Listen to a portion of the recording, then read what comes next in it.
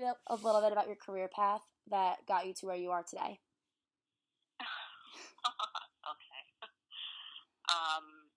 Okay, I spent most of my career in marketing, starting as a product manager, and working my way up through the marketing organization, ending at vice president of marketing for a global organization. And while I was there, I realized that social media was going to become very important for marketing. So I hired an agency to do the social media for me, and that's where I ended up now, helping to run a social media agency. So what do you like best about running a social media agency? Okay, I love learning new things all the time. It's changing so fast, and there's so many new opportunities for marketers to use social media to help the market. So I love that, and I love working with young people and helping mentor and grow them in their careers. Right. So what would you say to someone who's starting out at the bottom for a position at your company?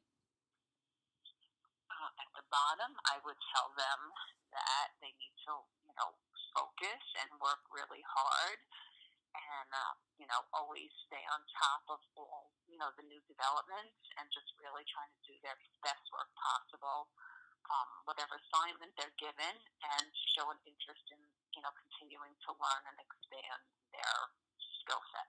Would be the most important skill to possess?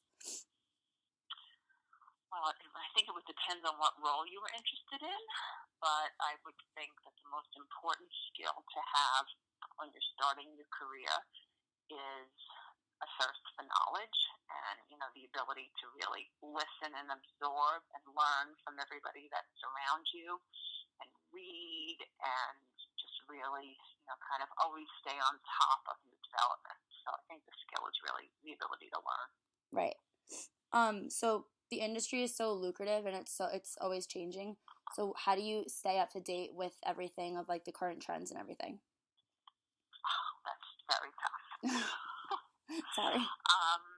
I know how to stay on top of trends. Well, there are a number of different things, but what I personally do is now kind of every morning I make sure to check, my feed. So I check my Twitter feed, my LinkedIn feed, Facebook feed, looking for, any new developments that have come up, and reading articles. I'm an avid reader, so I read Business Week and Fortune on a regular basis. I read the New York Times and the Wall Street Journal. So and also set Google alerts for areas of interest to me. When you started out your career, did you see yourself ending up where you are here? No. Where did you see yourself ending up? I had no idea. Honestly. I didn't have a clear-cut path when I started. I would say I just wanted to do a good job at whatever I was doing, and kind of really just kismet that brought me. My path was very unplanned. Mm-hmm. Do you think it's better to have a plan or to go in with an open mind of whatever you do? Well, it depends. If you have a real strong passion for something, then you probably should have a plan. But if you don't, then I think open-mindedness is better. Despite all the concepts and strategies that you learn in college, the work that you do is you learn it as you go. So what's the best way to prepare for a job in your industry?